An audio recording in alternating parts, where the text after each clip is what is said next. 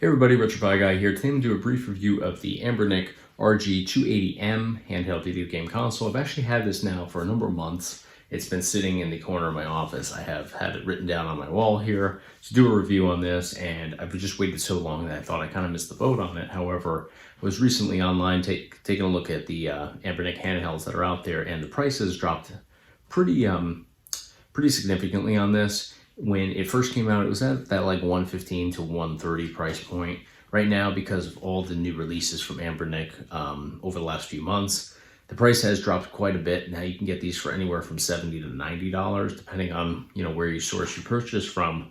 But at that price point, it's definitely an attractive buy. And what I would typically do with something like this is I do it as a gift for kids. I don't think it's something that I necessarily would be playing a whole lot on, just because it has a smaller screen. And I'm going to get into the layout on this in a second, but I know some people just watch the first minute or so of video, so I definitely want to put the important information out there first, and it's that it's really well made, really durable, and I think it's great for children. It's got a smaller screen, which I don't think that kids are going to mind so much, as long as you don't go out and show them like the RG351V, which has a massive screen. Then, the comparison side by side is going to be a no-brainer. You're going to go that way.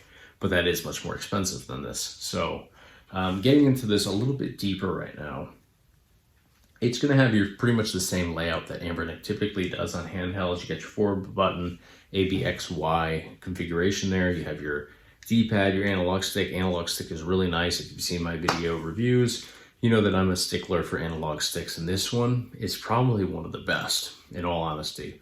Really tight, really precise with the movement. I can actually navigate through menus on here, so you're able to navigate, every which way really nicely. You don't overshoot anything, so just really locks in nicely. Start and select button here on the front. Up at the top, we have our R2, R1, L1, L2 shoulder and trigger buttons. Dual OTG ports up at the top. One on the right-hand side here is the USB/DC. In the middle, we have our 3.5 millimeter headphone jack. Back side here, we have these two nice grips, which is really nice. Right-hand side, we have our volume control there. Other side, we have our power button. And then at the bottom, we have dual micro SD card slots, reset button in the middle, and also dual audio speakers here. The audio quality on here, really nicely done. One of the better audio qualities from Anbernic. The RG351P is really nice as well. Did a review on that one recently, so if you're interested in that particular handheld, check our videos. We've done that recently, so it should pop up pretty close to this video in the lineup. So that's pretty much it for all the controls on here, and it's pretty standard for what Anbernic does. They usually keep this same sort of setup throughout their different handhelds, of course, with the exception of the RG351V, which is more of that upright Game Boy Color sort of feel. So this one is pretty standard. Now the whole case here obviously has this really cool color scheme, that purplish pink blending up into that blue. It wraps around so you can see all sides of this same sort of color scheme throughout, which makes it really catchy. Nothing else on the market quite like it right now. And this is all aluminum, so it is a heavier console, and I don't mean that in a negative way. I mean in a higher quality, super durable, compact sort of way. I have the RG351P here, and you can see this is obviously significantly smaller. However, this weighs about 3 times as much as this, just because this is made of plastic, this is made of aluminum. So definitely super durable here, which again is why I say that this is probably a good gift for kids, because I can't speak for all kids out there, but my kids know how to drop stuff, and when they drop stuff, they make it count. So this is going to hold up really nicely. So the next thing I want to talk about is the screen on here. This is a 2.8-inch IPS screen. So now if you look at this, this is actually in power saving mode right now, so the screen is shut off, but you can see on here I have my green light on here, so this is powered on. If I hit the D-pad or analog stick, this will wake up, but I want to keep it like this just to show you. When you take this out of the box, or if you're looking at some videos or stock photos of this, looking like it is here, not powered on, the screen looks pretty good size. I think it's a little deceiving because there's actually about a 1/4 inch bezel on here on all sides. So the screen is much smaller than what it looks like. So I want to show you right here. This is the screen blacked out, and let me wake this up. You can see that we get that 1/4 inch bezel all the way around. So you can see that the screen is actually quite a bit smaller than what it looks like, prior to that screen waking up there. So I am going to get into some gameplay demos just to show you exactly how this looks in gameplay. But I will say about the screen, it is a little bit small, but it is really crisp, really nice picture on here. Anbernic does have a lot of really nice screens in their handhelds. This one obviously being pretty significantly smaller than a lot of the other handhelds that they've put out. It still does have the quality screen though, so I think that is worth mentioning. So before I jump into some gameplay demos and demo this here, I want to talk about the firmware and the game collection card that comes stock with this. Anbernic's game collection cards are typically very limited. This one is more limited than most of them. So in addition to that, the layout is really odd. I'm going to just back out here. So here is how this looks. Get you a closer look here. It's just really kind of odd. You can scroll down to see your different collections here, but it's just not a nicely flowing game collection card at all. It's really kind of hard to navigate. There's a lot for Game Boy. If you open up, like this is the Game Boy one, you'll see it's just a text list there. There's no art whatsoever. Just simply, it's like going through a file system on a computer. It's really all it is. It's just a title name there.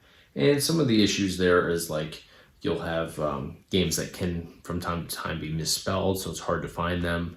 There's no way to search for anything. You just have to scroll through that list, which can be a little challenging when you have larger collections like the Game Boy ones here, which have hundreds and hundreds of games. If you want to get something down at the bottom, or something even like in the M's, for example, which would be midway through your list, it just takes a really long time to navigate down one by one, or even holding it.